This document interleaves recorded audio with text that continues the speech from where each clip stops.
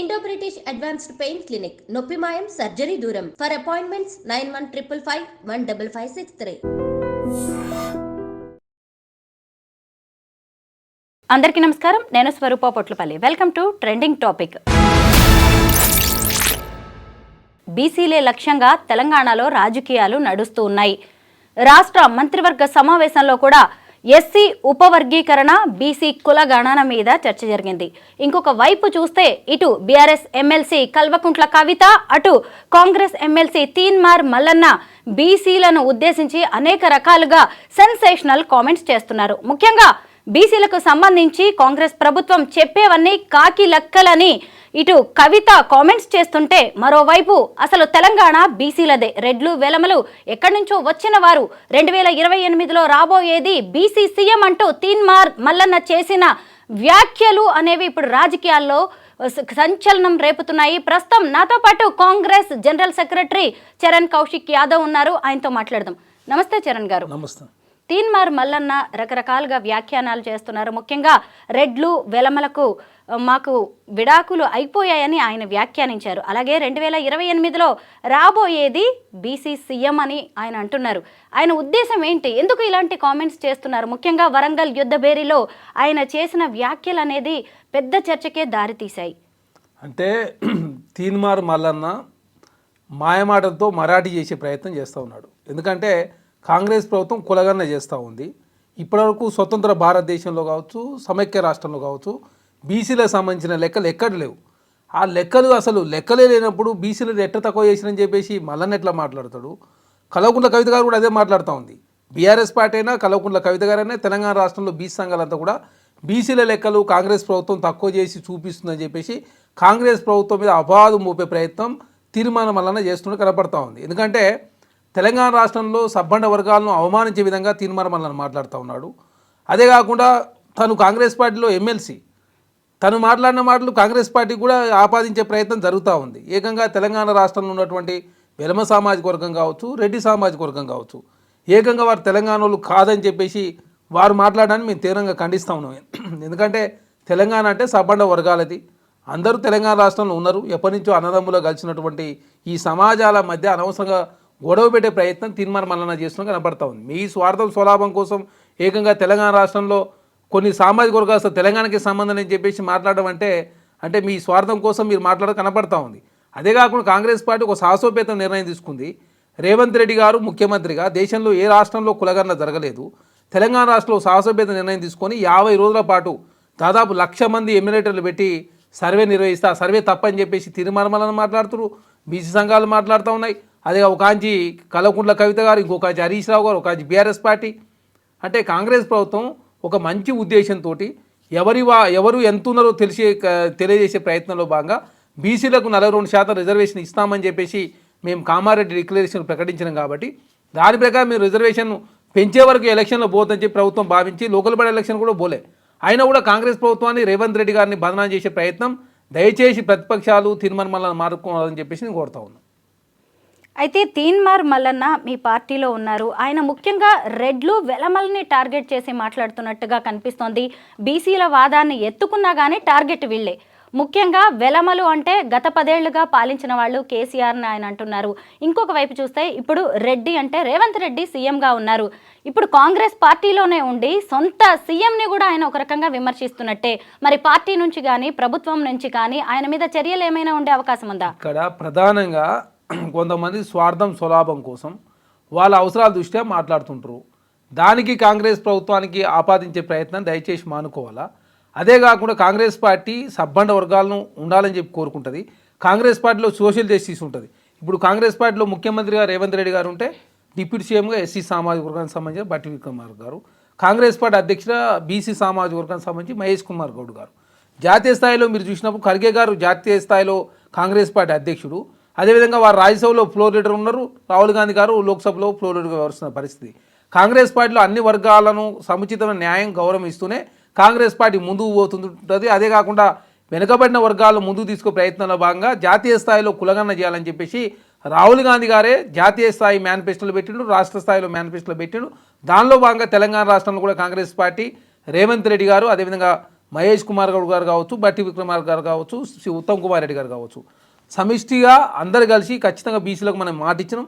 దానిలో భాగం కులగన్న జరగాలని చెప్పేసి కులగన్న సంబంధించినటువంటి ప్రక్రియను ప్రారంభించి ఫిబ్రవరి 4, 2024 ప్రారంభమైనటువంటి ప్రక్రియ ఆ రోజు అసెంబ్లీలో తీర్మానం చేసిన తర్వాత నిన్న పూర్తయింది. ఈరోజు అసెంబ్లీలో పెడుతుంటే ఒక మంచి రోడ్డు, ఒక మంచి ఉద్దేశంతో పెట్టినటువంటి ఒక కాజుని అనవసరంగా తప్పుదారి పట్టించే ప్రయత్నం, కొన్ని వర్గాలను అవమానించే విధంగా తీర్మానం మళ్ళీ మాట్లాడుతాం. అది అంతా అనవసరంగా కాంగ్రెస్ పార్టీకి చుట్టుకునే అవకాశం ఉంది కాబట్టి కాంగ్రెస్ పార్టీ కూడా ఒక మంచి నిర్ణయం తీసుకుంటుందని చెప్పేసి మేము భావిస్తా ఉన్నాం. ఎందుకంటే తీర్మానం మండలం లాంటి వాళ్ళు వాళ్ళ స్వార్థం సులాభం కోసం, వాళ్ళ వ్యక్తిగత ప్రయాణాల కోసం ఒక 2 వర్గాలని 3 వర్గాలని అనవసరంగా అవమానించే విధంగా మాట్లాడని మేము తీవ్రంగా ఖండిస్తా ఉన్నాం. ఎందుకంటే కాంగ్రెస్ పార్టీ అంటే అన్ని వర్గాలు కాపాడుకుంటుంది. ఒక్కో రాష్ట్రంలో ఒక వ్యక్తి ముఖ్యమంత్రి అవుతారు. ఈ రాష్ట్రంలో రేవంత్ రెడ్డి ముఖ్యమంత్రి ఉంటే కర్ణాటకలో బీసీ ఉన్నాడు, మరి జాతీయ స్థాయిలో ఖర్గే గారు ఉన్నారు, అంతకుముందు అదేవిధంగా హిమాచల్ ప్రదేశ్లో బీసీ ఉన్నాడు, ఇట్లా రాజస్థాన్ ఇంతకుముందు బీసీ ఉండే. ఒక్కొక్క రాష్ట్రంలో ఒక్కో విధంతో కాంగ్రెస్ పార్టీ ముందుకు పోతుంది. కాంగ్రెస్ పార్టీలో ఎవరైతే ఎమ్మెల్యే గెలిచినటువంటి ఎమ్మెల్యేలు అత్యధికంగా ఎవరినైతే కావాలని కోరుకుంటారో వాళ్ళే ముఖ్యమంత్రి అవుతారు. దానిలో భాగంగా 64 మంది కాంగ్రెస్ పార్టీ నుంచి ఎమ్మెల్యేలు అయితే అందులో మెజార్టీ ఎమ్మెల్యేలు రేవంత్ రెడ్డి గారు ముఖ్యమంత్రిగా ఉండాలని చెప్పి కోరుకురు కాబట్టి రేవంత్ రెడ్డి గారు. అంతకుముందు ప్రతిపక్ష నాయకుడుగా బట్టి విక్రమార్క గారు ఉన్నారు. అదేవిధంగా ఇప్పుడు పీసీసీ ప్రెసిడెంట్గా మహేష్ కుమార్ గౌడ్ గారు ఉన్నారు. కాంగ్రెస్ పార్టీలో సముచితమైన న్యాయం, సముచితమైన గౌరవం ఉంటుంది. దానిలో భాగంగా బీసీ వర్గాలను కాపాడుకునే ప్రయత్నంలో భాగంగా గతంలో కేసీఆర్ గారు 34% ఉన్న రిజర్వేషన్ను 23% కుదించారు. దాంతో బీసీలకు 11% నష్టం జరిగింది. కాబట్టి అట్లా నష్టం జరుగుతుందని చెప్పి కాంగ్రెస్ పార్టీ భావించి 42% రిజర్వేషన్ ఇవ్వాలని చెప్పేసి భావించి కులగన్న చేస్తూ ఉంది. డెడికేషన్ కమిషన్ ఏర్పాటు చేశారు. 50 రోజుల పాటు దాదాపు 90,000 మంది ఎమ్మెల్యేలు పనిచేస్తే దాని తప్పుదారి పట్టించే ప్రయత్నం తెలంగాణ రాష్ట్రం జరుగుతున్నప్పుడు ఇంకా తీర్మానం లాంటి వాళ్ళు సమర్థించాల్సింది పోయి అనవసరంగా ప్రతిపక్షాలకు దారిచ్చే విధంగా వారు కూడా మాట్లాడాలని మేము తీవ్రంగా ఖండిస్తాం. చరణ్ గారు వరంగల్ సభలో తీన్మార్ మల్లన్న చేసిన వ్యాఖ్యానాలు చిన్నవి కాదు. ఎందుకంటే ఆయన ఏం చెప్పారు, రెడ్లు వెలమల ఓట్లు మాకు వద్దే వద్దు, ఇది బీసీలకు బీఫామ్కి మధ్య జరుగుతున్న యుద్ధం. ఇంకొకటి తెలంగాణ రాష్ట్రానికి చివరి ఓసీ సీఎం రేవంత్ రెడ్డి అన్నాడు.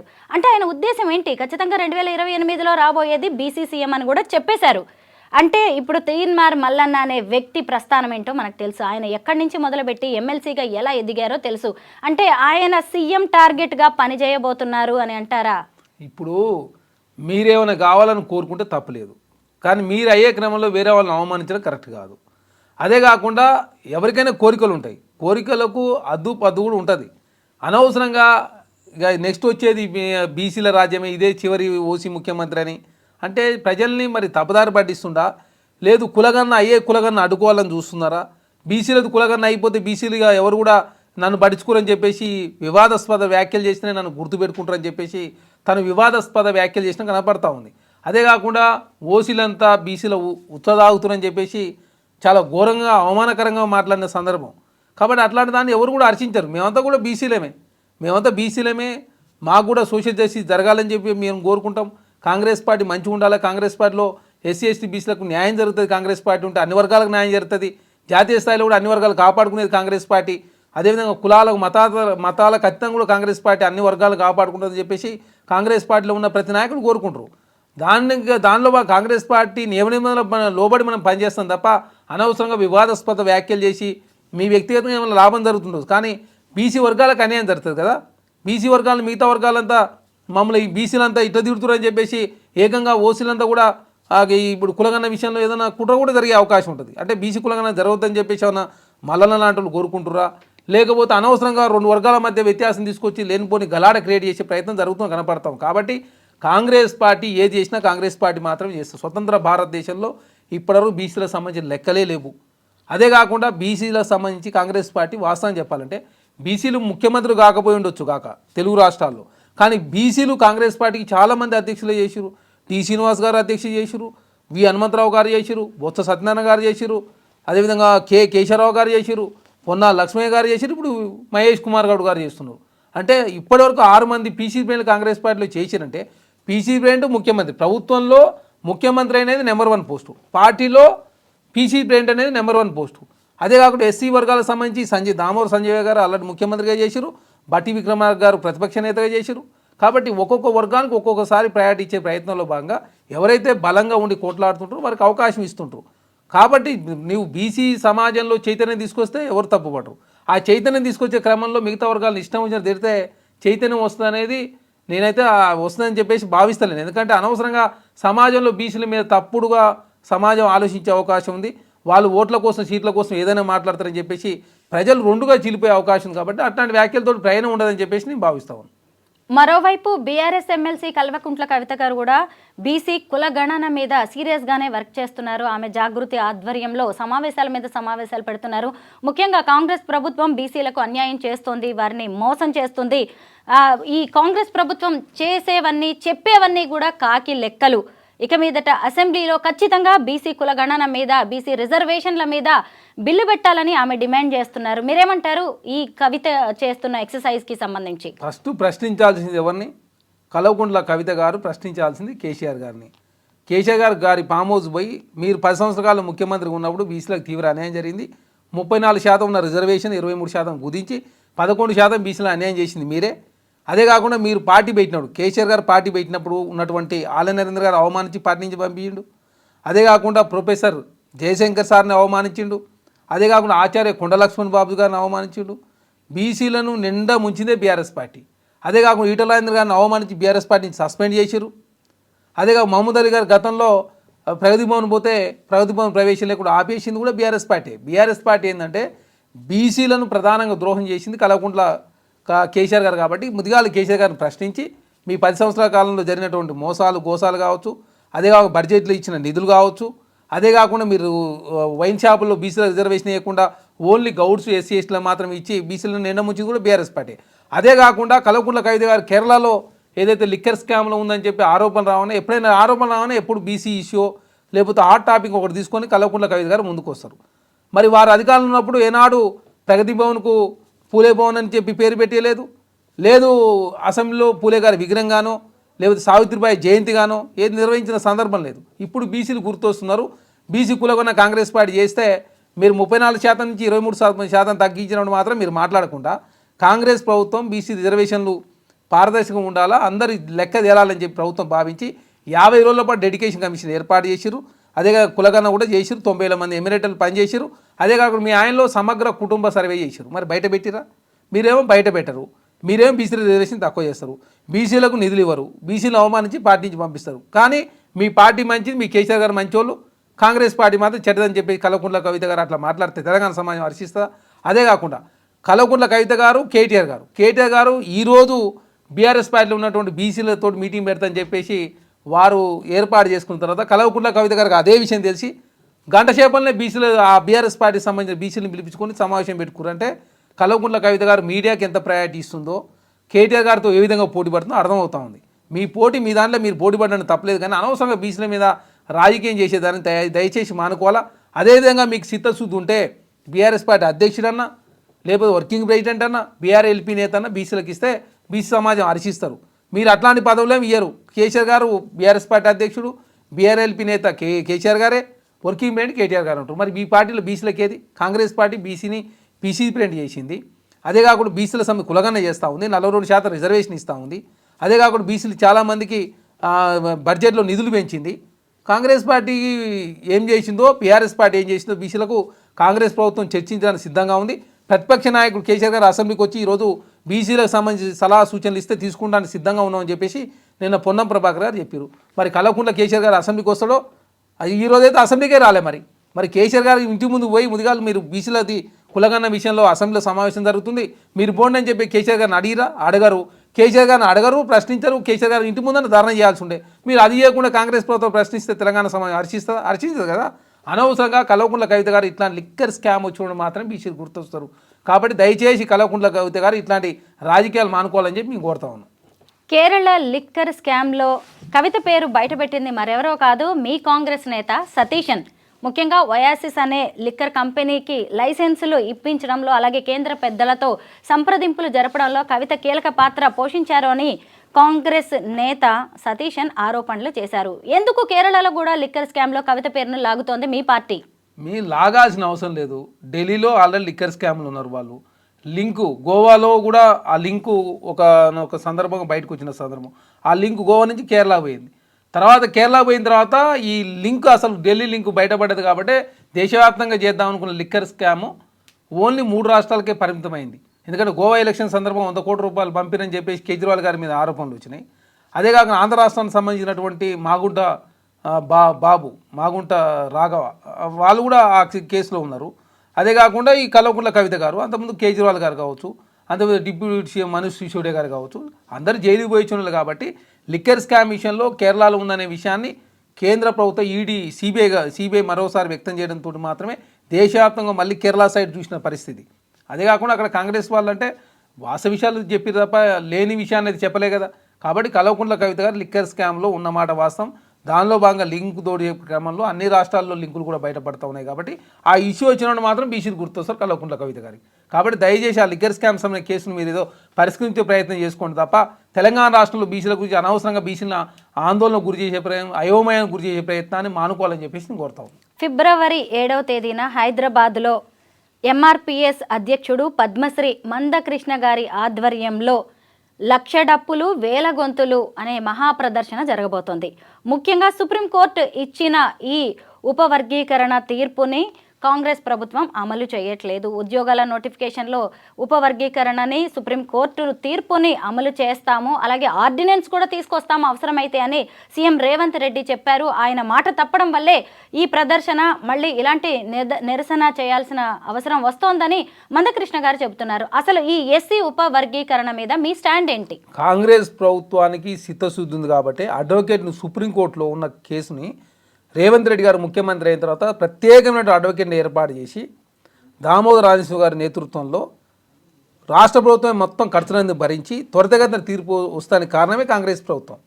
అదే కాకుండా కాంగ్రెస్ ప్రభుత్వం తీర్పు వచ్చిన తర్వాత తక్షణమే అసెంబ్లీలోనే రేవంత్ రెడ్డి గారు చాలా స్పష్టంగా అన్ని రాష్ట్రాల కన్నా ముందుగానే రాష్ట్రంలో కాంగ్రెస్ ప్రభుత్వం అన్ని రకాల చర్యలు తీసుకుంటుందని చెప్పి కాంగ్రెస్ ప్రభుత్వం భావించి దానికి ఒక కమిషన్ ఏర్పాటు చేయకుండా అనవసరంగా మధ్యలో ఇంకేమైనా వివాదాలు అయితే కాంగ్రెస్ ప్రభుత్వాన్ని నిందించే అవకాశం ఉంటుంది. కాబట్టి పకడ్బందీ వ్యవస్థ ఉండాలి, ఏ వర్గాలకు నష్టం జరుగుతుందని చెప్పి కాంగ్రెస్ ప్రభుత్వం భావించి అసెంబ్లీలో తీర్మానం చేసిన తర్వాత కమిషన్ ఏర్పాటు చేసి రాష్ట్ర వ్యాప్తంగా ఎస్సీ జనాభా ఎంత ఉందో తెలుసుకున్న తర్వాత అందులో ఉపవర్గీకరణ ఏ విధంగా చేయాలని చెప్పేసి అఖ్తర్ గారి నేతృత్వంతో కమిషన్ చైర్మన్ వేసారు. కమిషన్కు ఆల్రెడీ సబ్ కమిటీ కూడా report commission chairman Uttam Kumar Reddy గారి నేతృత్వంలో వీళ్ళు స్టడీ చేసారు, అఖ్తర్ గారు స్టడీ చేసారు. తర్వాత ఈరోజు క్యాబినెట్లో కమిషన్ రిపోర్టు తీసుకొని అసెంబ్లీలో చర్చ చేయబోతూ ఉంది. అంటే పకడ్బందీ వ్యవస్థ ఉండాలి. అదే కాకుండా గతంలో ఎస్సీలు 15% ఉంటే ఇప్పుడు 17% పెరిగారు. కాబట్టి ఆ విధంగా రిజర్వేషన్ కూడా పెంచాల్సిన అవసరం ఉంటుంది. దానిలో కేటగిరీ ABCD గతంలో చంద్రబాబు నాయుడు గారు ముఖ్యమంత్రి ఉన్నప్పుడు 4 వర్గాలకు ఉండే, ఇప్పుడు అది 3 చేద్దామా 4 చేద్దామా, ఏ విధంగా చేస్తే బాగుంటుందని చెప్పేసి కమిషన్తో చర్చించిన తర్వాత పకడ్బందీగా ఉండాలని చెప్పి ప్రభుత్వం భావించి కొంత లేట్ అయితే ఉండొచ్చు కానీ ప్రభుత్వం త్వరితగతిన పూర్తి చేసే ప్రయత్నం చేస్తుంటే అనవసరంగా కాంగ్రెస్ ప్రభుత్వాన్ని బదనాం చేసే ప్రయత్నం కూడా ఒక ఎంఆర్పిఎస్ చేస్తూ కనపడతా ఉంది. దానిలో భాగంగా 7వ తారీఖు నాడు వాళ్ళు మీటింగ్ పెట్టారు. ఈరోజు ఆల్రెడీ అసెంబ్లీలో చర్చ జరిగిన తర్వాత ఆ సమస్యకు పరిష్కారం లభించబోతా ఉంది కదా. కమిషన్ రిపోర్ట్ వచ్చింది, రాష్ట్ర ప్రభుత్వం క్యాబినెట్లో పెట్టిన తర్వాత అసెంబ్లీలో తీర్మానం అయిపోతుంది, దాని సమస్యకు పరిష్కారం అయిపోతుంది. 7వ తారీఖు ఎందుకు మీటింగ్ పెట్టుకోవాల్సిన అవసరం ఉంది? అనవసరంగా ఒక 2 వర్గాల మధ్య అనవసరం గందరగోళం ఉండొద్దు. ఏదైతే వెనుకబడిన వర్గాలకు నష్టం జరిగింది మాదిగలకు అని చెప్పి కాంగ్రెస్ ప్రభుత్వం భావించి సుప్రీంకోర్టులో జడ్జిమెంట్ త్వరితగా తెప్పించి దాని మీద కమిషన్ ఏర్పాటు చేసి తర్వాత అంతకుముందు అసెంబ్లీలో తీర్మానం చేసి ఇప్పుడు క్యాబినెట్లో దాని మీద చర్చ చేసి తర్వాత అసెంబ్లీలో దాని బిల్ పాస్ చేస్తున్నప్పుడు ఇంకా సమస్య పరిష్కారం లభించినప్పుడు అనవసరంగా వేరే వాళ్ళని రెచ్చగొట్టే విధంగా ఉండొద్దని చెప్పేసి కాంగ్రెస్ ప్రభుత్వం భావిస్తూ ఉంది. కాంగ్రెస్ ప్రభుత్వం రాజకీయం చేద్దానే ఒక కోణంలో ముందుకు పోతా ఉంది తప్ప రాజకీయం చేయాలనే కోణం ఉన్నప్పుడు అసలు సుప్రీంకోర్టులో కేసు కావచ్చు ఇంకోటి అన్నీ కూడా కాంగ్రెస్ ప్రభుత్వం పరిష్కరించే ప్రయత్నం చేసింది. గతంలో కేసీఆర్ గారు చేయలేదు.